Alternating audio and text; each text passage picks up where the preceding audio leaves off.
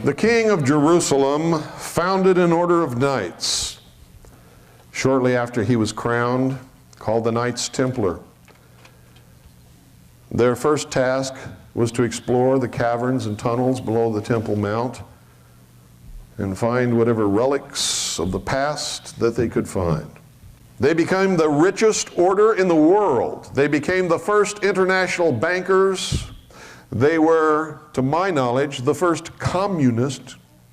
Actually, that's not true because the Gnostics were the first communists.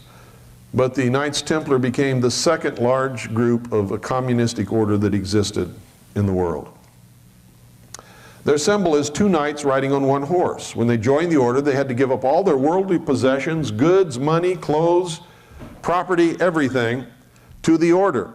And they were only given according to their need in the position that they were assigned to perform by the order.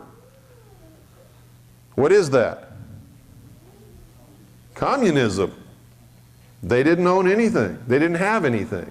They were never given anything unless they absolutely needed it to do whatever job they were assigned. And they were given only what food and clothing they needed for that particular day or that time or wherever they were or how much labor that they were performing. They were communists.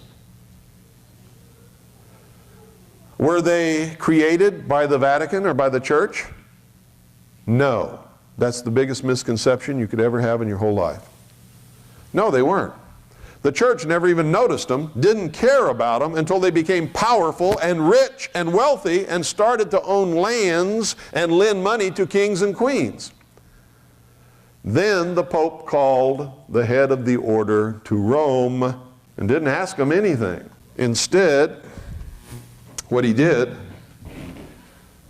was legitimize them as a holy order of the church, whether they wanted to be or not, and gave them the red cross to wear upon their tunic.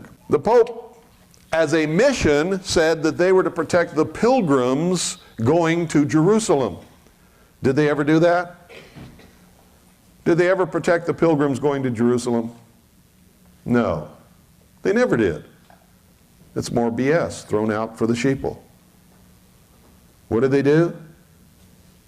They protected the church's interests. They protected their interests. They conquered. They had secret alliances with Saladin that the world doesn't know about. They brought the mysteries from the Middle East to Europe and practiced them.